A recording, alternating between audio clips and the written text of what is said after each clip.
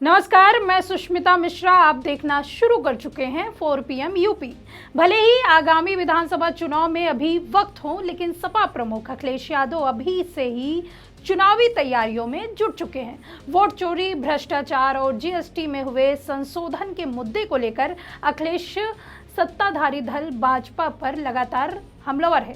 2027 के चुनाव को धार देने में जुटी समाजवादी पार्टी भाजपा के नाक में दम किए हुए है।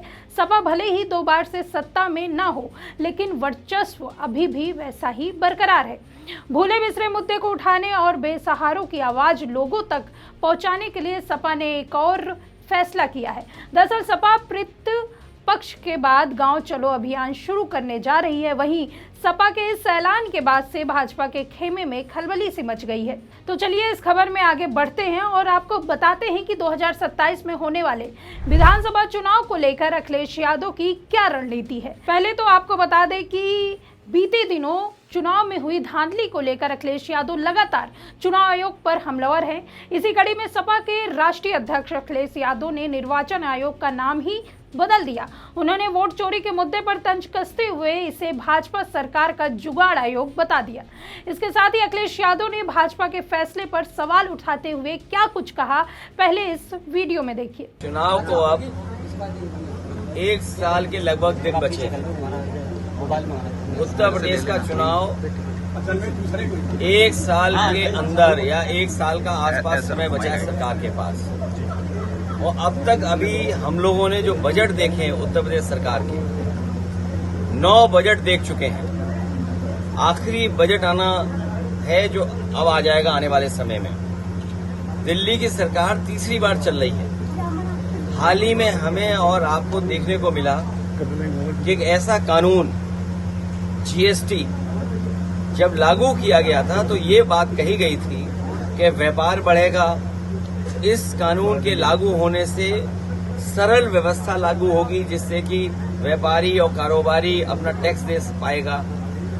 शायद दुनिया में इकलौता जीएसटी कानून रहा होगा जिसमें इतने संशोधन हुए हैं और इतने संशोधन होने के बाद भी आज फिर सरकार को संशोधन करना पड़ा और ये स्वीकार करना पड़ा कि हमें गरीबों को राहत पहुंचाने के लिए कानून में बदलाव लाना पड़ेगा। उसका जो स्लैब है वो बदलना पड़ेगा कृषि क्षेत्र में या जरूरत के सामान को लेकर के। तो सवाल ये है कि जीएसटी लागू होने से लेकर के अब तक आखिरकार सरकार ने किसको मुनाफा कमाने दिया? ये कौन लोग थे जो मुनाफा बेवजह कमा रहे थे? और याद रखना, कानून के और स्लैब के कम हो जाने से ये जो मुनाफा कमाने की जो आदत पड़ गई है वो मुनाफा कम नहीं होगा, महंगाई कम नहीं होगी। और दूसरी तरफ जो हमारा कारोबार बंद हो रहा है, अमेरिका ने जरूर टैरिफ लगाया है, हमारे कुछ काम पर कारोबार पर टैरिफ लगा दिया, लेकिन टैरिफ से ये लग रहा है कि भारतीय जनता पार्टी के नेताओं के मुंह पर भी टैरिफ लग गया है। आप उनसे सवाल नहीं पूछ सकते टैरिफ को लेकर के।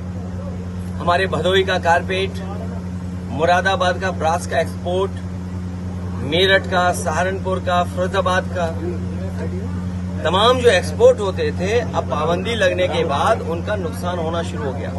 उनका नुकसान होगा, कारीगर जो जुड़े उनका नुकसान होगा, अंतोगत्वा हमारी अर्थव्यवस्था का नुकसान होने जा रहा है। अमेरिका अगर अपनी अर्थव्यवस्था को बचा रहा है या अपनी अर्थव्यवस्था को मजबूत कर रहा है तो हमें भी ये सोचना चाहिए कि हम अपनी अर्थव्यवस्था को कैसे बेहतर करें। उसके लिए हमें फैसला लेना चाहिए।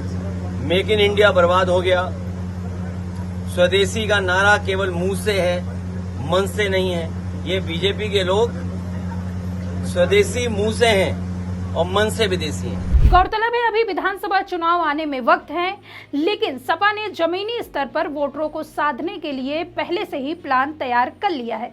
इसी कड़ी में आपको बता दें कि अखिलेश यादव ने ऐलान किया है कि प्रतिपक्ष के बाद सपा प्रदेश में गांव चलो अभियान शुरू करेगी। इस अभियान के तहत पार्टी के वरिष्ठ पदाधिकारी गांव में रात्रि विश्राम करेंगे। पीडीए यानी पिछड़ा दलित अल्पसंख्यक चौपाल लगाएंगे और लोगों को सपा के पक्ष में वोट डालने के लिए उनको अपनी ओर प्रेरित भी करेंगे। साथ ही वे जाति आधार पर अधिकारियों की तैनाती जैसे मुद्दे को जनता के सामने उठाएंगे। अखिलेश ने कार्यकर्ताओं को त्रिस्तरीय पंचायत चुनाव और विधानसभा चुनाव की मतदाता सूचियों पर नजर रखने के लिए तैयार कर दिया है। इसके अलावा मतदाता सूची में गड़बड़ी की आशंका को लेकर कार्यकर्ताओं को सतर्क रहने की हिदायत भी दे डाली है। उन्होंने कहा कि पार्टी आगामी त्रिस्तरीय पंचायत और विधानसभा चुनाव की तैयारी में जुट गई है। गांव चलो अभियान के जरिए सपा ग्रामीण क्षेत्रों में अपनी पकड़ मजबूत करने और लोगों को बीजेपी सरकार की कथित नाकामियों के खिलाफ एकजुट करने की कोशिश करेगी। अखिलेश की यह रणनीति सपा को उत्तर प्रदेश में मजबूत विपक्ष के रूप में स्थापित करने की दिशा में एक महत्वपूर्ण कदम माना जा रहा है। अब जाहिर सी बात है कि जिस तरह से सपा ने वोटरों के घर घर जाकर मजबूती दिलाने का जिम्मा उठाया है, इससे एक बात तो तय है कि आगामी चुनाव में भाजपा की मुश्किलें बढ़ने वाली हैं। आपकी जानकारी के लिए बता दें कि यात्रा का चलन एक बार फिर से देश में राहुल गांधी ने शुरू किया। भारत जोड़ो न्याय यात्रा के जरिए उन्होंने लोगों को अपना दीवाना बना दिया। इसके बाद अभी हाल ही की बात की जाए तो बिहार में भी यात्रा का असर देखने को मिला, जहां राहुल तेजस्वी ने वोटर अधिकार यात्रा की कमान संभाली और वोट चोरी को लेकर जनता को होशियार करते हुए भाजपा और चुनाव आयोग की जमकर खिंचाई की। वहीं इस यात्रा के आखिरी पड़ाव में अखिलेश यादव ने भी उनका बाखूबी साथ दिया। बीते 30 अगस्त को इस यात्रा के 14वें दिन अखिलेश यादव ने छपरा में कांग्रेस सांसद राहुल गांधी और राष्ट्रीय जनता दल नेता तेजस्वी यादव के साथ कदम ताल मिलाया। यह यात्रा जो वोटर लिस्ट में कथित गड़बड़ियों और वोट चोरी के मुद्दे को लेकर शुरू की गई थी। 30 अगस्त को यात्रा छपरा के एकमा से शुरू हुई और भोजपुर के आरा की ओर बढ़ी। इस दौरान अखिलेश यादव ने राहुल गांधी, तेजस्वी यादव और राजद नेता रोहिणी आचार्य एक खुली जीप में सवार होकर जनता का अभिनंदन करते हुए नजर आई। इस दौरान अखिलेश यादव ने बीजेपी पर तीखा हमला बोला और कहा, जैसे अवध ने बीजेपी को बाहर किया वैसे ही मगध की जनता भी बीजेपी को बाहर कर देगी।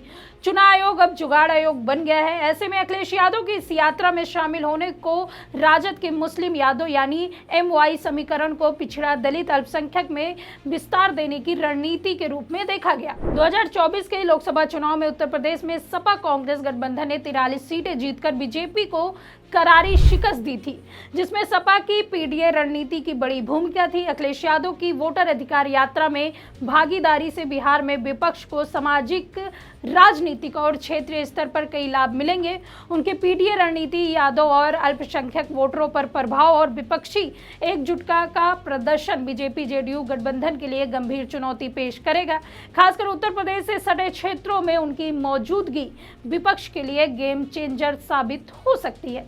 हालांकि सिर्फ बिहार में ही नहीं बल्कि इन यात्राओं का फायदा यूपी के आगामी चुनाव में भी होगा। हालांकि समाजवादी पार्टी ने न सिर्फ जमीनी स्तर पर बल्कि डिजिटल तौर पर भी पूरी तरह से भाजपा और NDA गठबंधन को घेरने के लिए तैयारी कर ली है। तभी तो समाजवादी पार्टी ने आगामी विधानसभा चुनाव को मद्देनजर रखते हुए अपने YouTube चैनल को लॉन्च किया। सपा मुखिया अखिलेश यादव 2027 विधानसभा चुनाव से पहले बीजेपी के खिलाफ अपनी डिजिटल सेना खड़ी कर रहे हैं। कहा तो ये भी जा रहा है कि अखिलेश यादव ने बीजेपी से डिजिटल वार के लिए मेगा प्लान भी बनाया है। आखिर वह मेगा प्लान क्या है और समाजवादी पार्टी की सोशल मीडिया पर सक्रियता किस तरफ इशारा करती है? मतलब साफ है कि 2027 के चुनाव के लिए समाजवादी पार्टी सोशल मीडिया का इस्तेमाल करना चाहती है। इसी क्रम में अखिलेश यादव ने सोशल मीडिया एक्टिविस्ट की बड़ी टीम पहले ही तैयार कर ली है। समाजवादी पार्टी का सीधा मकसद है कि सोशल मीडिया के जरिए आम जनता के दिलों और दिमाग में पहुंच जाए। इसके लिए पहले से ही तैयार टीम सोशल मीडिया के कंटेंट को विभिन्न ग्रुपों में फॉरवर्ड करके ग्रास रूट पर पहुंचाने की कोशिश करेगी। गौरतलब है कि बीजेपी ने 2014 के लोकसभा चुनाव से ही अपनी सोशल मीडिया टीम को काफी मजबूत किया है। इंटरनेट के युग में ओपिनियन बिल्डिंग का सबसे अहम टूल सोशल मीडिया है। बीजेपी को इसका लाभ चुनाव दर चुनाव मिलता आया है। अब चुनावी समीकरण और सोशल मीडिया की ताकत को ध्यान में रखकर समाजवादी पार्टी हर तरह की रणनीति अपना रही है। हालांकि सोशल मीडिया और यात्राओं को लेकर बनाई गई यह रणनीति कितना काम आएगी या तो आने वाला वक्त ही बताएगा, लेकिन सपा आगामी चुनाव को लेकर इंडिया गठबंधन के साथ मिलकर पूरी तैयारी के साथ सक्रिय है। अब देखना यह होगा कि सपा के इन चक्रव्यूह को भाजपा कैसे भेद पाती है। फिलहाल अभी मौजूदा समय की बात की जाए तो भाजपा को हराने के लिए सपा ने पूरी तरह से कमर कस ली है। अब देखना यह होगा कि आगामी चुनाव में इसका कितना असर होगा। लेकिन अभी जिस तरह से सपा ने भाजपा और चुनाव आयोग की नाक में दम कर रखा है, इससे एक बात तो तय है कि भाजपा के लिए 2027 की राहें आसान नहीं होगी। फिलहाल के लिए इस खबर में इतना ही। तब तक के लिए देखते रहिए 4 PM यूपी। मैं सुष्मिता, नमस्कार। यूपी।